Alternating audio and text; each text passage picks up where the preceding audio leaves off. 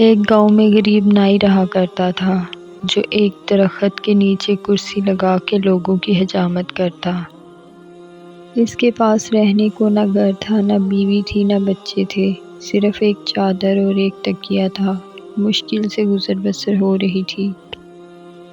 جب رات ہوتی تو وہ ایک بند سکول کے باہر چادر بچھاتا، تکیہ رکھتا اور سو جاتا۔ ایک دن صبح کے وقت گاؤں میں سیلاب آ گیا۔ اس کی آنکھ کھلی تو ہر طرف شور و گل تھا۔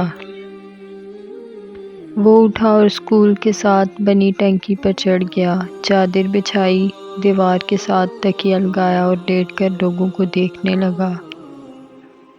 لوگ اپنا سامان، گھر کی قیمتی اشیاء لے کر بھاگ رہے تھے۔ کوئی نقدی لے کر بھاگ رہا تھا، کوئی زیور، کوئی بکریاں تو کوئی قیمتی اشیاء لے کر بھاگ رہا تھا۔ اسی دوران ایک شخص بھاگتا آ رہا تھا۔ اس نے سونے کے زیور، پیسے اور کپڑے اٹھا رکھے تھے۔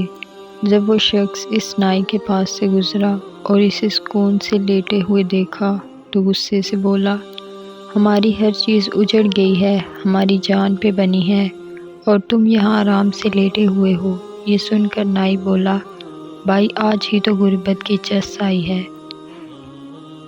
شاید روز محشر کا منظر بھی کچھ ایسا ہی ہوگا، جب تمام انسانوں سے حساب لیا جائے گا۔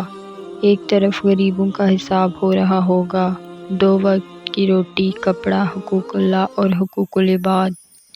ایک طرف امیروں کا حساب ہو رہا ہوگا، پلازے، دکانیں، فیکٹریاں، گاڑیاں، بنگلے، سونا اور زیورات، ملازم، پیسہ، حلال و حرام، عیش و آرام، زکوٰۃ، حقوق اللہ، حقوق العباد۔ اتنی چیزوں کا حساب کتاب دیتے ہوئے امیر پسینے سے شرابور اور خوف سے تھر تھر کانپ رہے ہوں گے۔ تب شاید اسی نائی کی طرح غریب ان امیروں کو دیکھ رہے ہوں گے، چہرے پر ایک عجیب سا سکون، اور شاید دل ہی دل میں کہہ رہے ہوں گے، آج ہی تو غربت کی چس آئی ہے۔